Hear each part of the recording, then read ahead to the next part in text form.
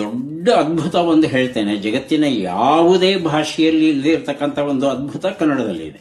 ಕುಮುದೇಂದು ಅಂತ ಒಬ್ಬ ಜೈನ ಕವಿ, ಕ್ರಿಸ್ತಶಕ 8ನೇ ಶತಮಾನಕ್ಕೆ ಸೇರಿದವನು.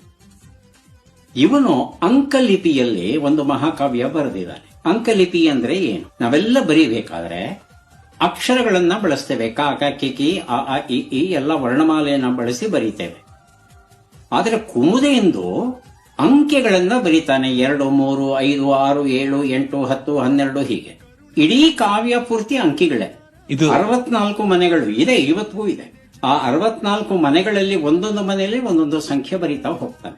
ನೀವು ಈ ಕಾವ್ಯವನ್ನ ಓದಬೇಕು ಅಂದ್ರೆ ಒಂದೊಂದು ಅಂಕೆ ಇರುವ ಕಡೆ ಒಂದೊಂದು ಅಕ್ಷರವನ್ನ ಹಾಕಬೇಕು. ಆ ಅಕ್ಷರವನ್ನ ಹಾಕಿದ್ರೆ ಮೂಲ ಕಾವ್ಯವನ್ನ ಓದಬಹುದು. ಮೂಲ ಕಾವ್ಯ ಇರೋದು ಅಚ್ಚ ಕನ್ನಡದಲ್ಲಿ. ವಿಶೇಷ ಏನು ಅಂದ್ರೆ ಆ ಮೊದಲನೇ ಸಾಲು ಇದೆಯಲ್ಲ, ಮೇಲಿಂದ ಕೆಳಕ್ಕೆ ನೀವು ಓದ್ಕೊಂಡ್ ಬಂದ್ಬಿಟ್ರೆ ತಮಿಳಲ್ಲಿ ಕಾವ್ಯ ಓದಬಹುದು. 2ನೇ ಸಾಲು ಅಂದ್ರೆ ತೆಲುಗು, 3ನೇ ಸಾಲು ಅಂದ್ರೆ ಮರಾಠಿ, 4ನೇ ಸಾಲು, 5ನೇ ಸಾಲು, 6ನೇ ಸಾಲು ಹೀಗೆ ಅಡ್ಡಡ್ಡ ಓದಿದ್ರೆ ಸುಮಾರು 500 ಭಾಷೆಗಳಲ್ಲಿ ಓದಬಹುದು ಒಂದೇ ಕಾವ್ಯವನ್ನು. It's a master piece.